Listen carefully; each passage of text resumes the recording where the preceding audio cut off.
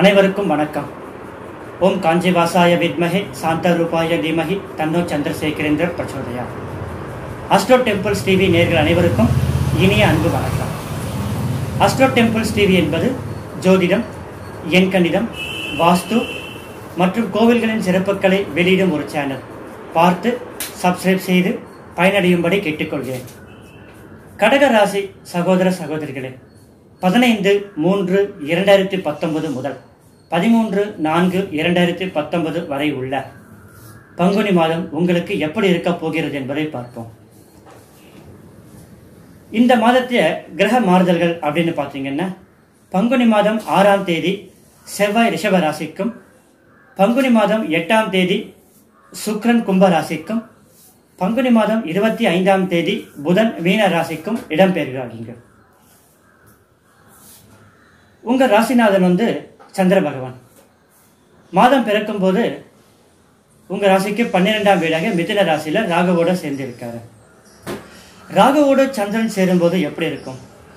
கலைத்துறையில இருக்கிறவங்க, மியூசிக், நாடகம், சினிமா, மற்ற கலை சம்பந்தப்பட்ட துறையில் இருக்கிறவங்களுக்கு ஒரு அமோகமான வாய்ப்பு உருவாகக்கூடிய சூழ்நிலைன்றது இந்த மாசம் இருக்குங்க.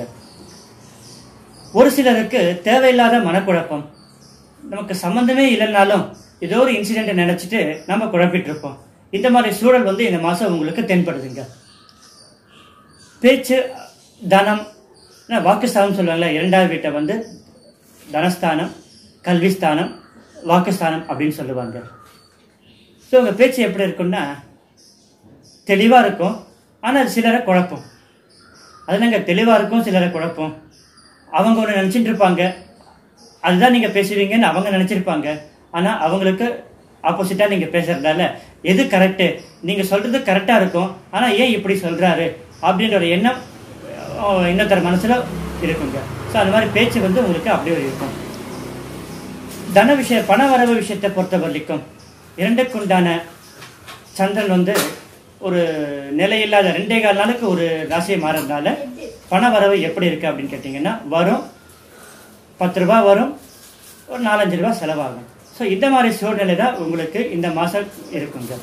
ஆனால் குடும்பத்தில் அமைதி, இருக்கிற பிரச்சனைலாம் தீர்றது, இதெல்லாமே உங்களுக்கு இருக்குங்க.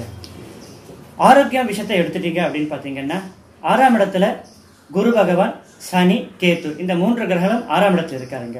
சரி, குரு சனிலாம் சேர்ந்த போது எப்படி இருக்குங்க? டைஜஷன் ப்ராப்ளம், வயிற்று வலி, வாத சம்பந்தப்பட்ட நோய், இது எல்லாமே உங்களுக்கு இருக்குங்க. ஸோ இதை பொறுத்த வரைக்கும் இவங்க மட்டும் எச்சரிக்கையாக இருந்தால் போதும்.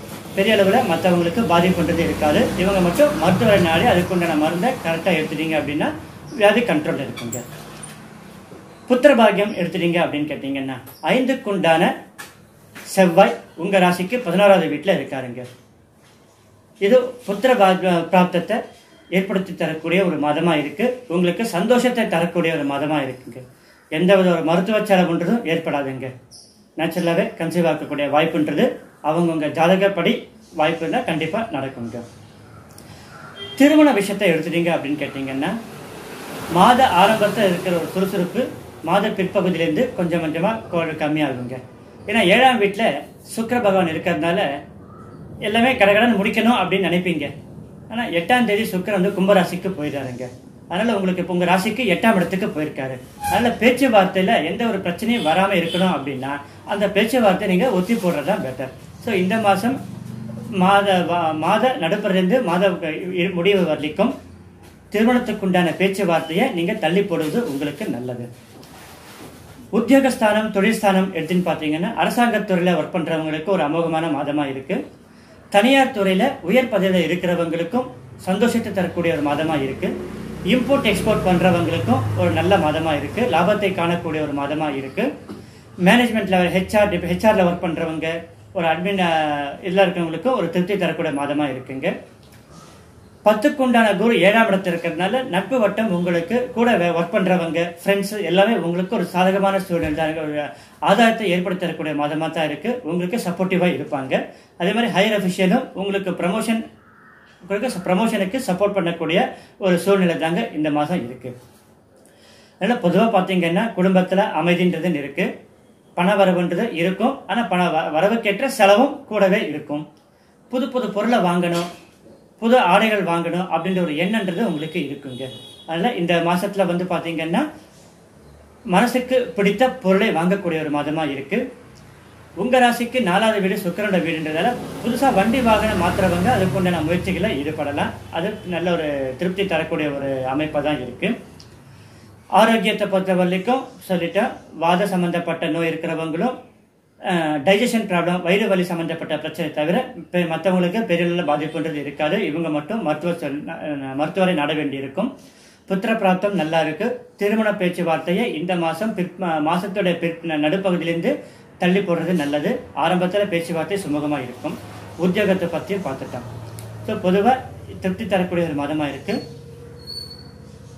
உங்கள் கடக ராசியில் என்னென்ன நட்சத்திரங்கள் இருக்கு, அதற்குண்டான பரிகாரம் என்ன அப்படின்றது நம்ம பார்ப்போம். உங்கள் ராசியில் புனர்பூஷன் நட்சத்திரத்தோட 4வது பாதமும், பூசம் நட்சத்திரம், ஆயில நட்சத்திரத்தின் 4 பாதங்களும் உங்கள் ராசியில் இருக்கு. சரி, புனர்பூச நட்சத்திரம் பிறந்தவங்க பார்த்தீங்கன்னா நவகிரகத்தில் குரு பகவான் வழிபாடு பண்ணுறது நல்லது. இந்த மாதம் ஒரு ஹேண்ட் கர்ச்சீஃப் சொல்லுவாங்கல்ல, சின்ன கைக்குட்டை, மஞ்சள் கலர் வஸ்திரம் வந்து உங்கள் உடம்புல படும்படி அடிக்கடி நீங்கள் வச்சுக்கோங்க. அது உங்களுக்கு செயல் தடைகளை நீக்கும். திருமணத்துக்குண்டான பேச்சுவார்த்தைகளை வந்து சுமூகமாக ஏற்படுத்தக்கூடிய ஒரு அமைப்பாக இந்த இருக்குங்க. பூசம் நட்சத்திரத்தை பிறந்தவங்க பார்த்தீங்க அப்படின்னா சனி பகவான் வழிபாடு, நவகிரகத்தில் சனி பகவான் வழிபாடு சனிக்கிழமை பண்ணுறது விசேஷம். அப்படி இல்லை மற்ற நாள் தான், ஞாயிற்றுக்கிழமை தான் லீவு அப்படின்னா அந்த ஞாயிற்றுக்கிழமை நீங்கள் பண்ணலாம்.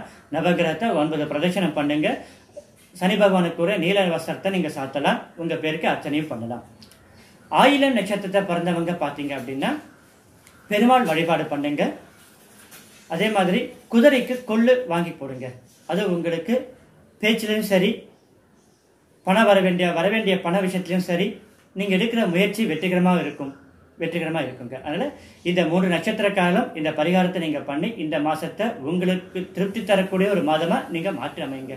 நன்றி, வணக்கம்.